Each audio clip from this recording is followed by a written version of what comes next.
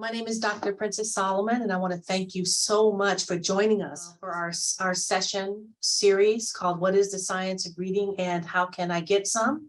Our presenter for this series is Dr. Jaime True Daley. She is a Senior Associate Director of Literacy at the University of Delaware Professional Development Center for Educators. She's earned her doctorate in special education from Johns Hopkins University in 2016. And most recently, she developed and taught graduate courses at the University of Delaware in exceptional children and youth. Dr. Daley focuses on evidence-based practices for delivering explicit instruction in literacy, mathematics, and self-regulations to students, including students with exceptional needs in general education classroom settings. So without further ado, here is Dr. Jaime Daley. Hello, welcome. Thank you all so much for being here today. It's great to see your faces in California. I'm all the way on the East Coast. This is my space of residence and my family. We're here in Northeast Maryland. So I have been out in your neck of the woods, and I hope to come back again at some point. One of my colleagues, Wendy Morosky, is of course a professor out there.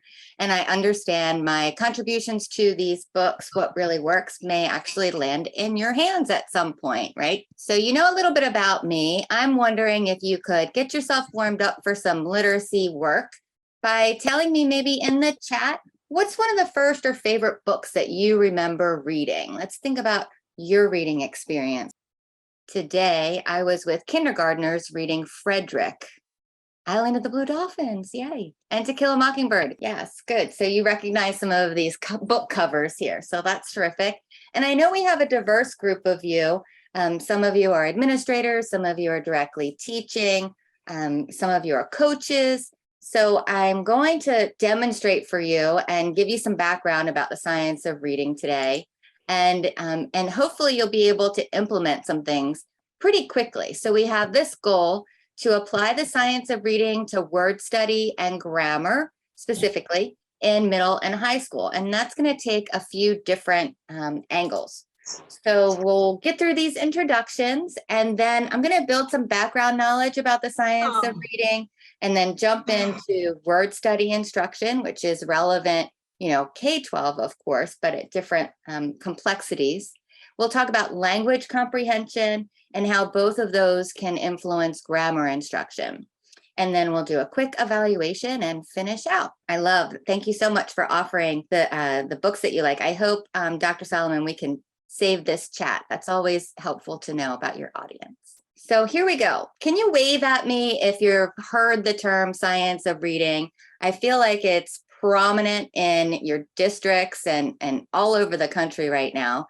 And usually when we're here about the science of reading, we're talking about Scarborough's rope or the simple view of reading. And that suggests that these elements of language comprehension and word recognition come together in order to help children develop skilled reading practices. But I want you to take a look at what each one of those are composed of. And here's just one standard from the middle ground of view, from the Common Core standards. And think about which one of these strands this standard may most closely relate to. Broadly speaking, we have language comprehension and word recognition. And so each one of these pieces, background knowledge, vocabulary, language structures, verbal reasoning, and literacy knowledge, all are intertwined. And of course, we want to have word recognition, decoding, and sight recognition. But notice over here, collaborative discussions, a very important ingredient to reading and writing, actually. So have you thought about which strand this standard might most appropriately match? It's tough because I think it's all of these language comprehension ones. Would you agree?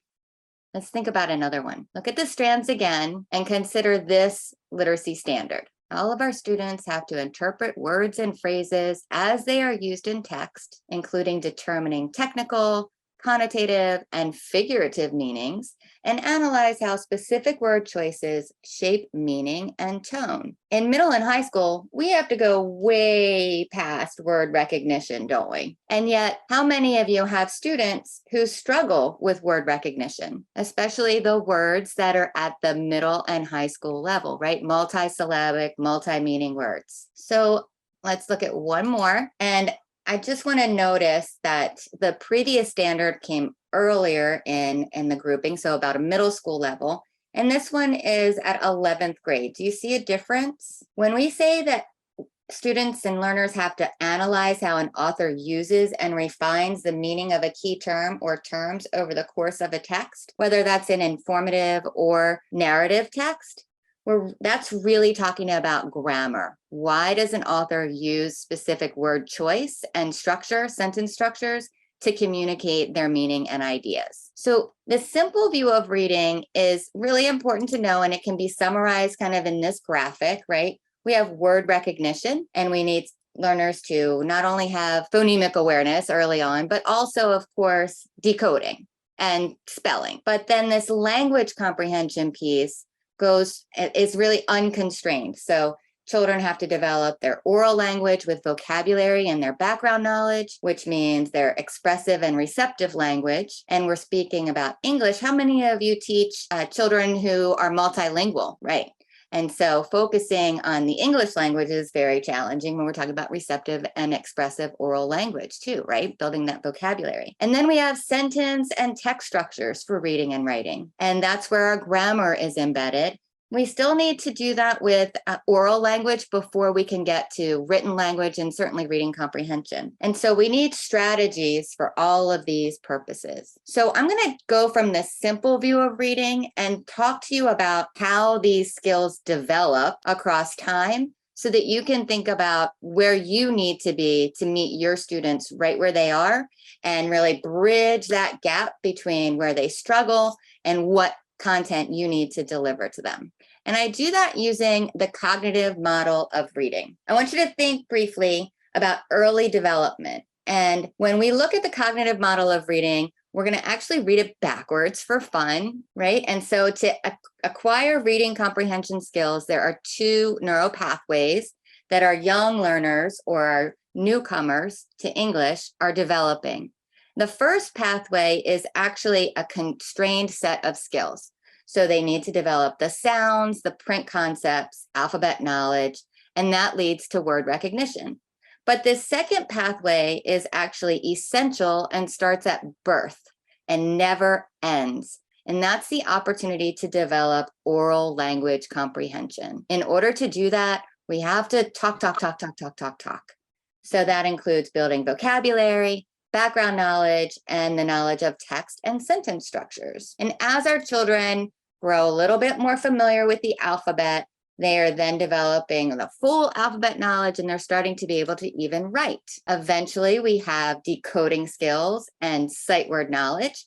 And keep in mind that sight words are any word that we begin to read with automaticity. So any word can be a sight word. What we really want is for our middle and high school students to read nonsense syllables automatically so that they can decode multisyllabic words that are made of sounds that don't make sense when they're put together. So it's not just reading one syllable words and becoming fluent at them through flashcards. It's really being able to understand how language is composed from the letter to the graphemes and to the morphemes combined. Beyond that, the students are starting to develop the ability to read those words fluently in context. And in order to really acquire new knowledge from reading, they also need to have some strategies. So starting at around year 3 for a newcomer, or really around 2nd grade for a typically developing English-speaking child, then they're developing these general purposes for reading and specific purposes. You all are well beyond that in middle and high school. You need them to have those strategies right up front. In other words, you're going to need to provide those strategies explicitly to your learners in order to close those gaps. And then when we're finally reading to learn, we're integrating reading the text fluently, and that needs to be complex text at your grade level and for your own content. And you also need to be able to integrate all of that vocabulary and knowledge so that they're building comprehension. And one other piece that's not mentioned in this simple view of reading is writing. And for many of you, writing is the outcome through which we measure progress. So writing paragraphs, writing essays, arguments, narratives, and research papers, all of those things How do we get from automatic word recognition to writing an essay? Well, this is sort of simply how that developed. Again, language production is so important. So we always need to be building discussions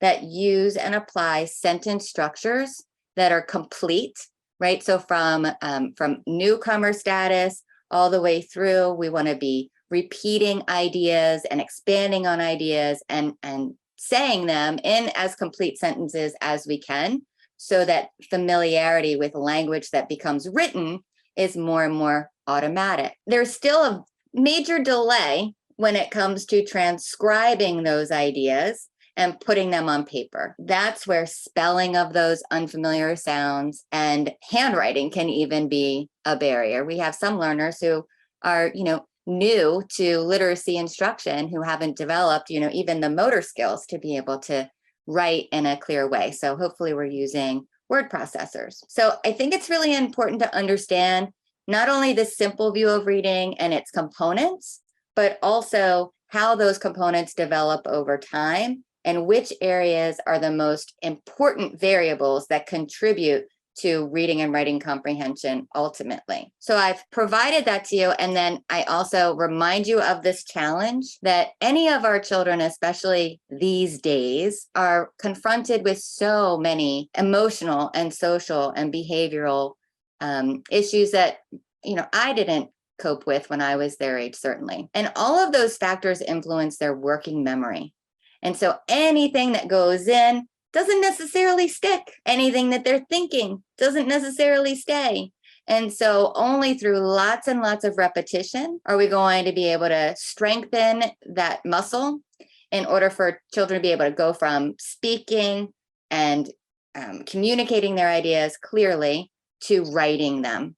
And they have to be able to persevere. So we can't lose sight of another missing ingredient from that rope, which is that growth mindset. So I like to just mention to you the importance of setting goals with your learners, understanding where they are, helping them identify where they need to go, and making sure they know that every step along the way is one closer to achieving that goal. But what I have for you is a task. I think that in the notes you've received my some slides, so you have a cheat sheet, but I also want to put you in a little breakout room and give you the challenge of recreating the cognitive model of reading and writing. So what I'm going to do is open up some breakout rooms in a very small group. You're each going to be able to make your own copy of this Jamboard that you'll be able to use throughout our evening together. And I want you to see if you can rearrange these Post-its so that it's in the order where you're eventually getting to reading comprehension and written composition.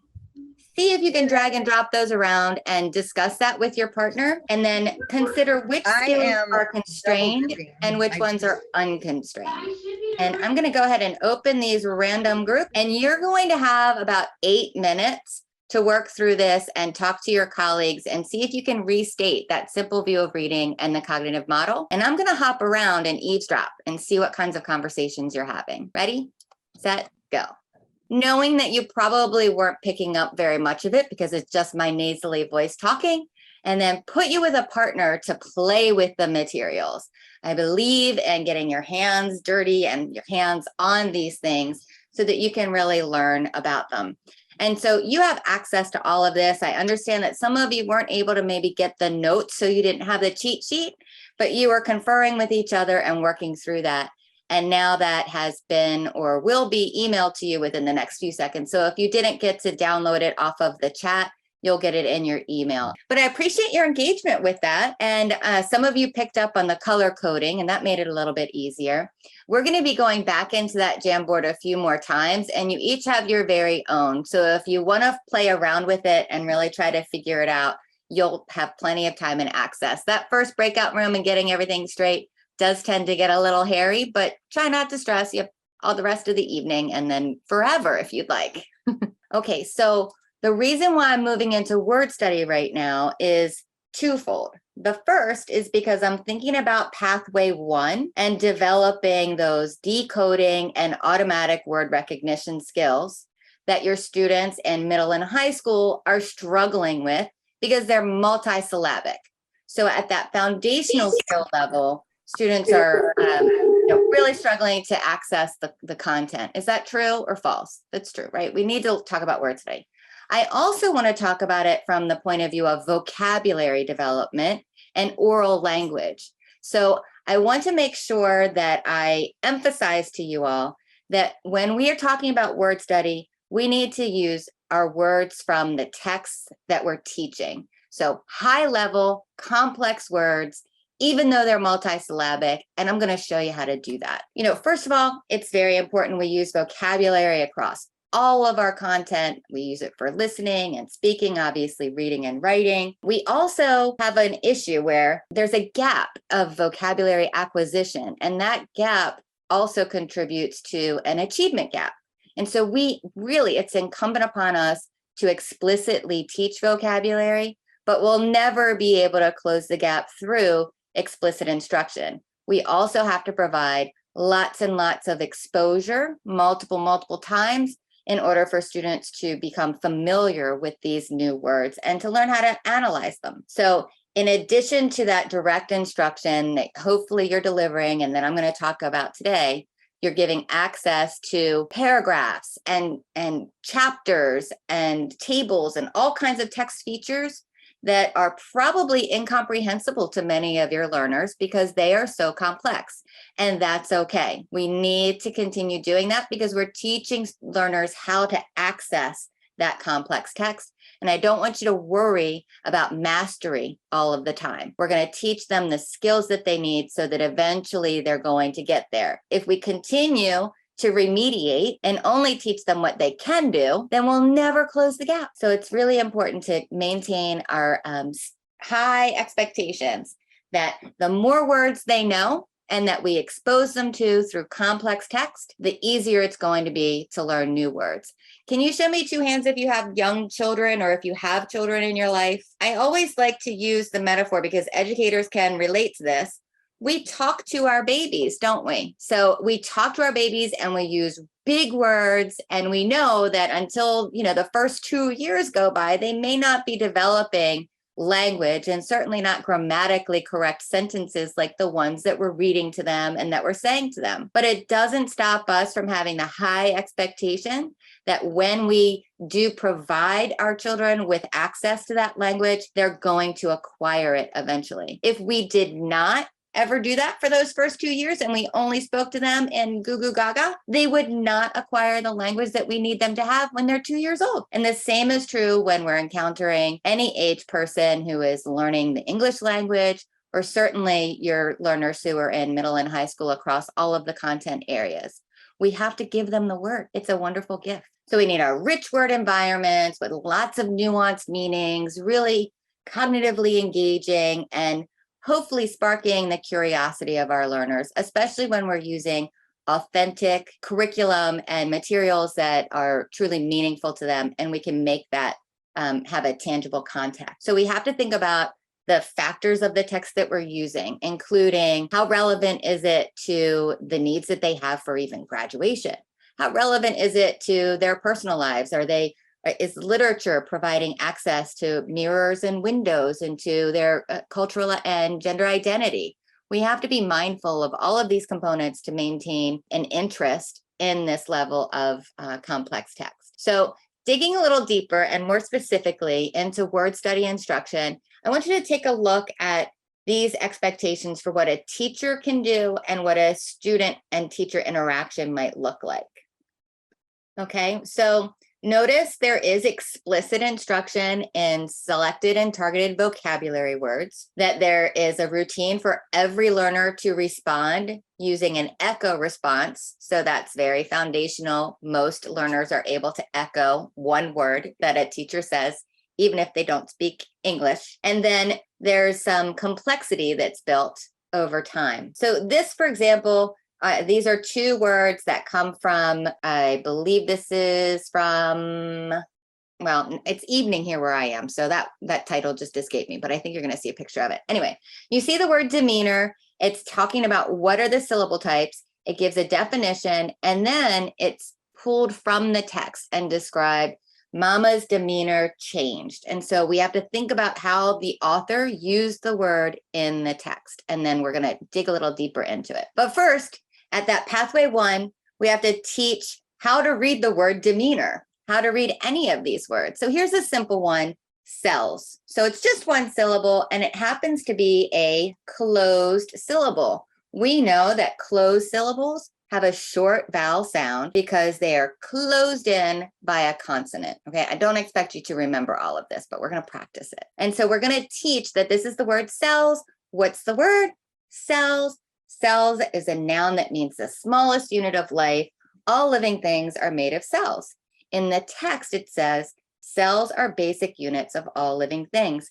And I can even do a repeated reading of that sentence from the text to make it relevant to students. And then you're going to see that there's more purposes for this instruction as they move on. So that's a closed syllable, like trash. When we're looking at 2-syllable words, content, both of those syllables are closed. So that's how I know to pronounce them with that short vowel sound. Open syllables are ones that aren't closed in by a consonant, and they make the long vowel sound, as in she and re. Moat is a different kind. So if I look at nucleus, nu is open, cle is open, us is closed. And so I'm going to introduce these new vocabulary words, at least 2 a day, and I'm going to teach that decoding strategy. And I will show you what to do after we have this list of words so that students become more accurate and automatic at decoding and even spelling some of these multisyllabic words that they think they can't read, but they really can. The vowel consonant E syllable type you're familiar with. This is that bossy E that makes the first vowel say its name, like in time and in rage. Sometimes it causes us to make a change for a suffix, such as in blaming. So here's the word navigate. What are those syllable types? Just think it in your head right now. Notice how I'm producing the instruction. I'm also providing a visual cue to suggest the meaning of the word. I'm giving a clear definition that is friendly and not terribly complex, not from the dictionary. I'm not having them copy definitions from the dictionary, giving an example of from real life, like using the GPS, and then taking the sentence from the text. Soon, Matt could navigate by the stars. And this is from an autobiography of Matthew Henson. So nav is closed and gate is VCE. And that's how I decode that. R controlled is another syllable type. There are 6 of them. We're almost finished. So this is R controlled. Reservoir. And so R controlled is a little harder because there are 5 R controlled sounds. So we have R, and or, but that are spelled 5 different ways. That gets a little confusing, but we keep breaking them apart, and it's the same 5 ones over and over again. And somehow children learn the numbers 1 through 5. They learn the 5 R-controlled syllables. And then we have vowel teams. These are the hardest. So they're when 2 vowels work together, such as in team, contain, and boyish. But if we know to expect that 2 vowels together are going to make 1 sound, we can keep them together when we're reading a multisyllabic word and become more fluent at decoding. I'm not going to lie, vowel teams are tough. And then the last one is the consonant LE, like in candle and enable and renewable. You do have some oddballs, call them leftovers or oddballs, or schwa syllables are sometimes open. Such as in damage, those irregular sounds that we hear. But the good news is we see them over and over and over again. So once you learn that IVE is IV, you can identify it as IV. It goes on the end of a lot of words. Same as shun, right? TION, shun. I see that many, many, many times. So basically, the first step of building that pathway 1 and giving access to your complex text for middle and high school students who are really struggling with reading on grade level is to keep your expectations high. Give them those multisyllabic vocabulary words that every learner should have access to. They're entitled to that. They deserve that. And then provide them with the resources so that they can decode them and understand their meaning and make them relevant by reminding them of where they are in the text. And then you'll give them some opportunities to use those words. All right, so here's the next breakout room. I'm going to ask you to go into your Jamboard again. You can do this with a larger group this time. And you see, this is the text. It's a novel, Walk Two Moons. And this is how you might present your vocabulary for the week. And you can do this whether it's science, social studies, 9th grade, 7th grade, 12th grade, any vocabulary, any kind of supplemental instruction that you're providing. So you have your target vocabulary. You're going to talk about the part of speech. You're going to name a kid-friendly definition. You're going to provide the sentence from the text and an image to support the meaning of that word. And then within the words themselves, you notice how I have them broken up into syllables. And what I want you to do is to come into this next page of your Jamboard and see if you can sort these syllables by syllable type. So for example, if I grab a couple of these, and I want to get some closed syllables here. And then after students have sorted these by syllable type, and I like to actually do this with real Post-its, like they're manipulating things, which is much more engaging, or they can do it, on a Jamboard like this. Takes 5 minutes to make this. Then we're reading these syllables fluently. So I would say, these are the closed syllables. I know they have the short vowel sound. Ant, shall, non, shall. And I could actually rearrange them. And it's kind of interesting because this is going to maybe make up one of my vocabulary words. Ant, shall, non, or non-ant shall, or nonchalant, which is our vocabulary word, nonchalant. It's much easier when I think about it as 3 little baby words that are all closed syllables, and then you build them up. Okay, so I'm going to put you in larger breakout rooms and give you that challenge. If you pass the test, then you can go on to the next step, which is another phase for them to really take those words from decoding to understanding the vocabulary. And I'll just mention this. When you're rearranging these things, like when I go into your breakout rooms, I see you. Your eyes are on the screen. You're manipulating things. You're engaged. Your hands are on something and you're interacting with complex text. And I want to remind you that's actually called matrix reasoning. And it is a way to overcome some of those emotional and social barriers to retaining information. Because when you have a really heavy and engaging activity that's multimodal, then sometimes students can let go of the emotion and they flip over to that intellectual side to learn and remember what it is that you're teaching them. So test that out yourself and see if you can sort these words by syllables and then build them into the vocabulary words from which they stem, and then match the vocabulary to the definitions and the images that they represent. That was fun. I was able to hear lots of interactions between, groups of you, some individuals with really high skills in being able to decode words of all these different syllable types and really knowledgeable about phonemes, and then others who were having a hard time defining and really benefiting from some extra practice with that. I also, want to put it out there that I have lots and lots of resources if you're someone who is working at the word level of intervention, and that you need little mini interventions or pieces to go along with your curriculum. I'm happy to provide those. You'll see my email in multiple places. You also have a form that you can fill out to request materials, and I have a wealth of them, so I'm happy to share.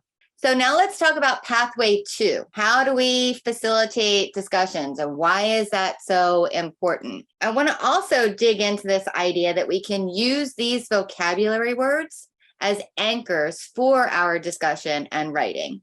So once students feel more comfortable with the decoding process, and they learn those kid-friendly definitions, and they have an image to visualize in their head when it comes time to use it, then that becomes an asset for them. And so we can leverage that asset and use it in our discussions and give multiple opportunities for them to discuss those words and expand on their knowledge that they're acquiring during the content areas. So they might refer to, for example, remember this was from when we were doing anguish, and I showed you some of these slides before. You have this word wall, and that's what you're referring to. And so now I have this wall of vocabulary words, and this is a semantic map. And I hope, even in high school and middle school, that you're using these semantic maps. In elementary school, we're starting to look more at sound walls and semantic maps. But that vocabulary is so important. I would even include images here to go along with these words. But let's think about these questions. What does the author mean by a heavy blanket of anguish? That's a likely question even on an SAT. So really trying to understand the author's intention. Why use figurative language? What else could the author have written? And then elaborate using the word anguish to summarize that text selection. So a heavy blanket of anguish. Who was wearing a heavy blanket? When? Where were they? Why was this happening? And so you can answer some questions to elaborate on that. And you can do it verbally. So facilitating discussions is important. It's very strong evidence base about it. We need to provide opportunities for extended discussion of text meaning and interpretation. So that's not just one question, one response. That's taking it from this response, adding to that, expanding on that, agreeing and disagreeing with that, finding evidence to support this side, evidence to support that side. We expect our learners to write all of that, but do we have discussions around one prompt that enables them to go that deep? I challenge you to think about that. I don't see it terribly often. I do a lot of coaching around this particular topic. And so thinking about the standards, knowing that, before we write, we need to think about something. Before we think about it, we are like talking about it and we're doing some oral processing. So we have to write about major ideas and analyze character motivation. Those are the standards. But when you think about where we spend our time in discussion, there's really not enough. 1.7 minutes out of 60. It is typical. And so when we get closer to 14 minutes around a particular topic and really digging deeply into discussion, then we have higher and more sustained literacy growth. So there is evidence to support that students should be talking about these things before they even start writing. And that goes right back to that cognitive model of reading and writing assessment with oral language comprehension. It's the most important area for cognitive development, giving your learners a chance to talk to each other and develop their way of communicating. Another benefit is that then it transfers to their writing. So we need to emphasize those key features from our authors. And then we want to actually emulate our authors that we're reading, our mentors, when we do our own writing. First, we emulate them by borrowing their vocabulary and using them when we speak. Then we emulate them when we think about just the sentence level. We can rearrange things. We'll talk about grammar in a minute. And then we can expand on those ideas through summarization, but it's always reflecting back to that mentor text. So really important to be thinking about reading and writing connections.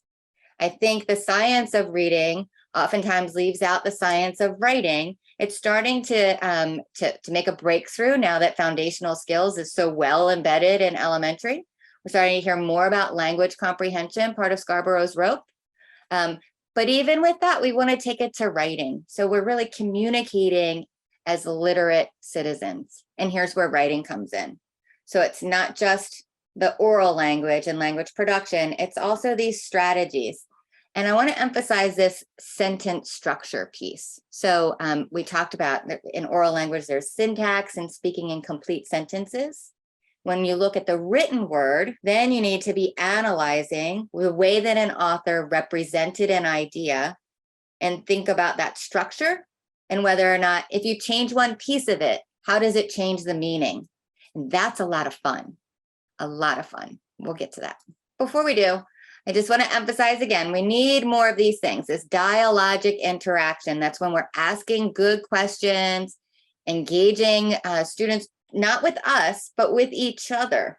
in a dialogue, and then allowing them to use those important strategies of synthesizing, determining importance, summarizing, and then focusing on bigger ideas that really motivates curiosity and gets students involved. So how do we do this?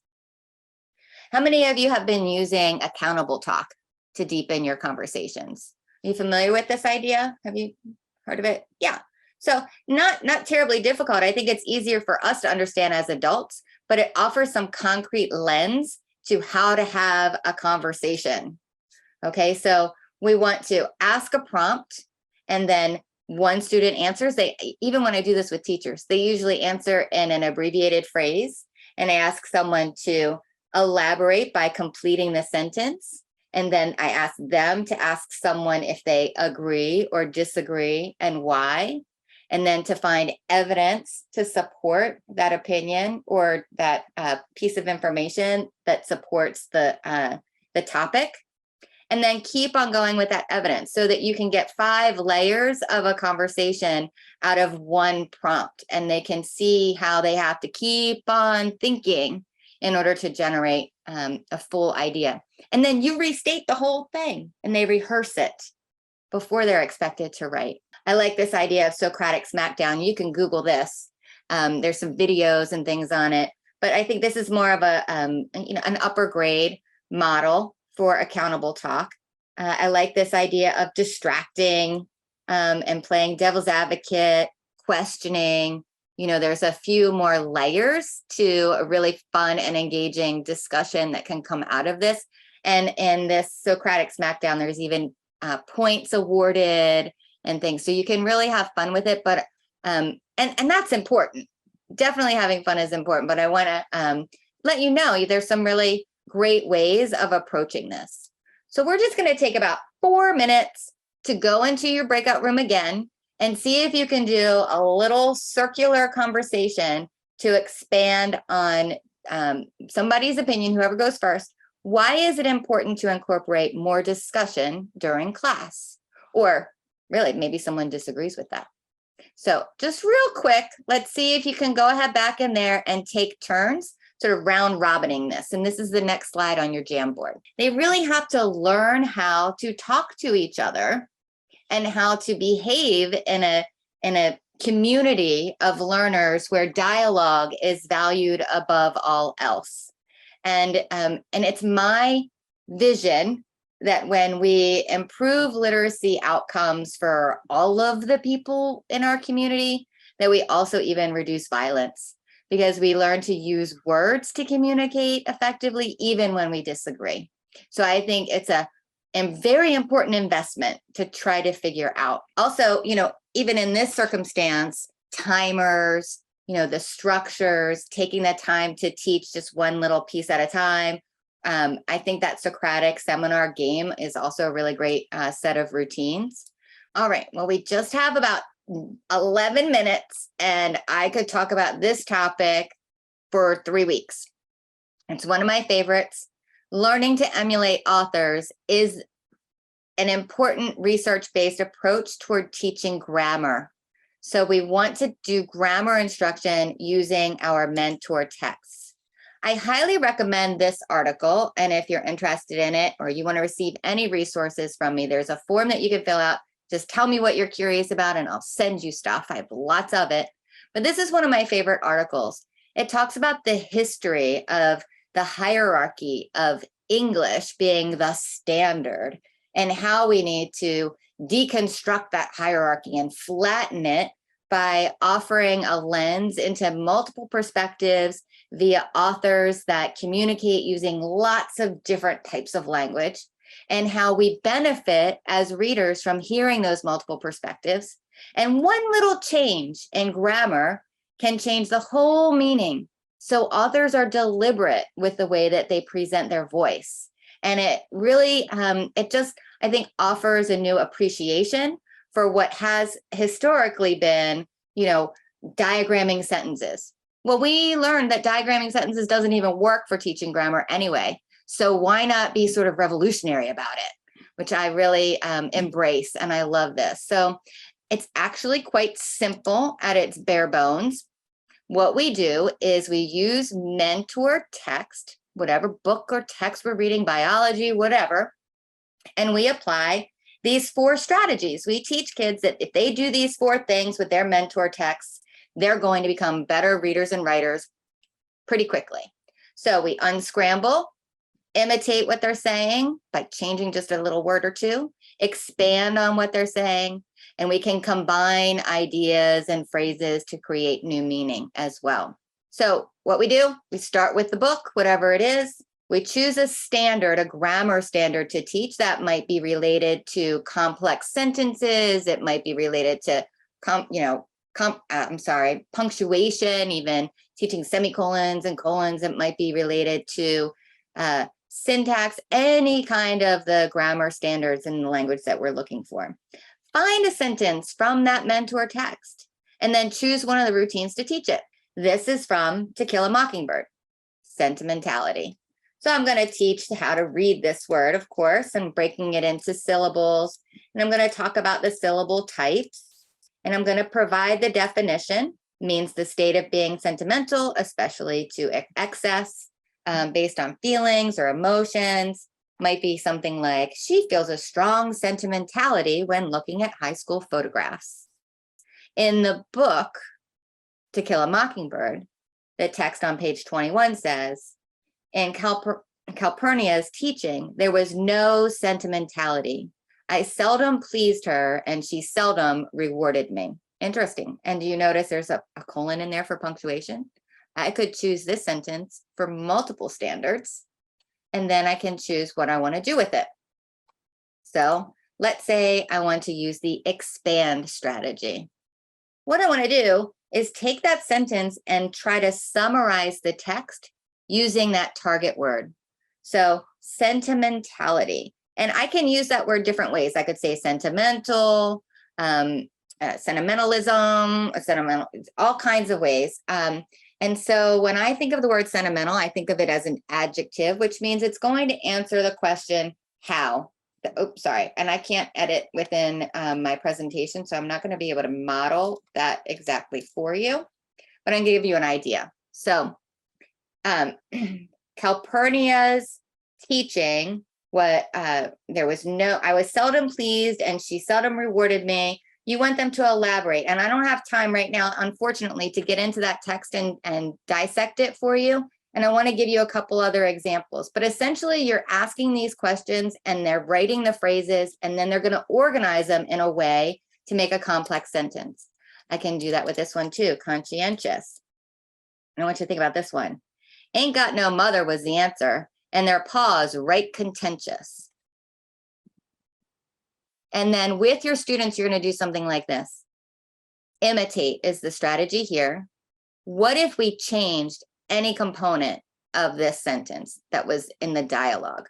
What if we changed the contractions and said, she doesn't have a mother was the answer? How does that change the meaning and the voice of the author if we put standard English in there instead of the vernacular? And you have this conversation and you build out the author's choice. What if we change contentious to a different adjective?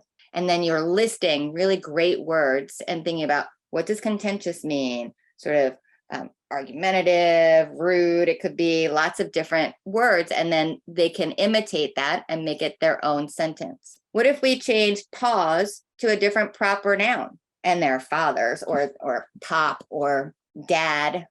It's like in a completely different setting if we change that one word, and it changes the meaning and context of what the author is trying to deliver. If we remove the adverb, pause right contentious, if we take right out of there because it's modifying contentious, then how does that change? That also changes the setting, doesn't it?